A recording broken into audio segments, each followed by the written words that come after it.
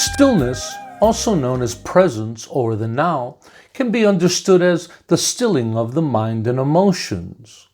It's a discovery and recognition of the underlying peace, contentment, and well-being that's present within every moment, although hidden to most.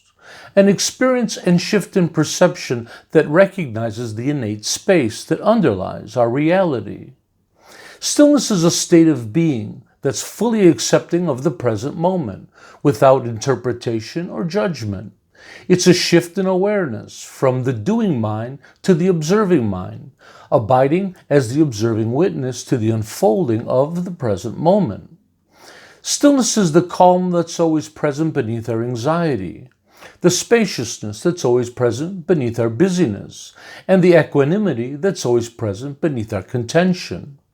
Experientially, beyond the technical description of stillness lies the actual experience, which is very different. The experience of stillness arises as we gather and stabilize our awareness on the present moment, away from our preoccupation with past and future events. At this point, the thought process begins to lessen, and liberation from our relentless thinking becomes possible. As the experience deepens, one's awareness becomes extraordinarily spacious and peripheral. A profound sense of well-being and equanimity arises, accompanied by feelings of joy and bliss. This is a state of being that is deeply therapeutic, rejuvenating, and pleasurable. Within stillness is the discovery and felt experience of what I call objective distance. The recognition of the space between the observer and the observed, the doer and the activity, and the feeling and the experience.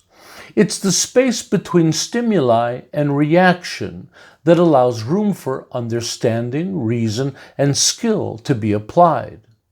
Objective distance should not be confused with detachment, which is the avoidance of emotional and social engagement. Instead, objective distance allows us to engage more skillfully and fully within our environment. For example, doctors have long known of the benefits of keeping a professional distance between themselves and their patients, allowing for greater level of objectivity and effectiveness in treatment. Good parenting also requires the application of an objective distance so that children can learn to think and do for themselves. Skilled parents know they can't simply smother their children in affection, that there must be some level of objective distance for healthy emotional development to occur. Buddhism, on the other hand, utilizes objective distance in a more extensive way, applying it to our relationship to reality itself. For Buddhists recognize that one of our greatest problems is the way we live our lives in a state of great intensity and urgency, as if our faces were smashed up against the window glass of reality, perceiving reality so closely that there's no room to think, breathe, or make good decisions. However, by cultivating an objective distance, we create that space, thereby lessening our reactivity, relentless thinking, and worrying. The experience of objective distance is felt as a backing away from the world. Time seems to slow as feelings of peace and stability increase.